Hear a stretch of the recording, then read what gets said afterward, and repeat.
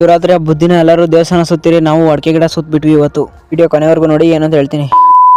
ನಮಸ್ಕಾರ ಗುರು. ಬೆಳಗ್ಗೆ ಎದ್ದು ಸೀದಾ ಗಾಡಿ ತಗೊಂಡು ಹೊಲ ಕಡೆ ಹೊರಟೆ. ಕೂಲರ್ನ ಕರ್ಕೊಂಡು ಹೋಗೋಣ ಅಂತ ಹೋಗ್ತಾ ಇದ್ರೆ ಪೆಟ್ರೋಲ್ ಖಾಲಿ ಆಗ್ಬಿಡದ. ಅಲ್ಲಿಂದ ಬಂದ್ಬಿಟ್ಟು ಪೆಟ್ರೋಲ್ ಹಾಕ್ಸ್ಕೊಂಡು ಗಾಡಿ ಮೇಲೆ ಬಾಡಿ ಇಟ್ಟು ಸೀದಾ ಹೊಲದ ಕಡೆಗೆ ಹೊರಟ್ಬಿಟ್ಟೆ.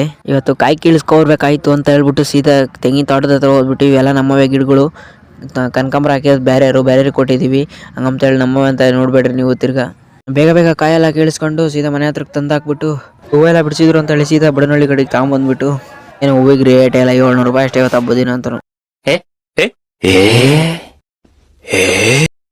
ನರಸಿಂಹಣ್ಣ ಈಗಾಗಲೇ 150 ಸಲ ಅಂದೆ.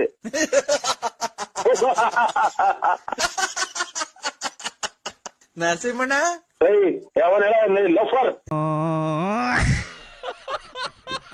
ಆಮೇಲೆ ಅಲ್ಲಿಂದ ಮಂತಕ್ಕೆ ಬಂದ್ಬಿಟ್ಟು ಸ್ನಾನ ಗಿನ ಮಾಡ್ಕೊಂಡು ಆಮೇಲೆ ಮನೆಗೆ ದೇವ್ರ ಪೂಜೆ ಎಲ್ಲ ಮಾಡಿಬಿಟ್ಟು ಆಮೇಲಿಂದ ಹೊಟ್ಟಿಗೂ ಪೂಜೆ ಮಾಡಿಬಿಟ್ಟು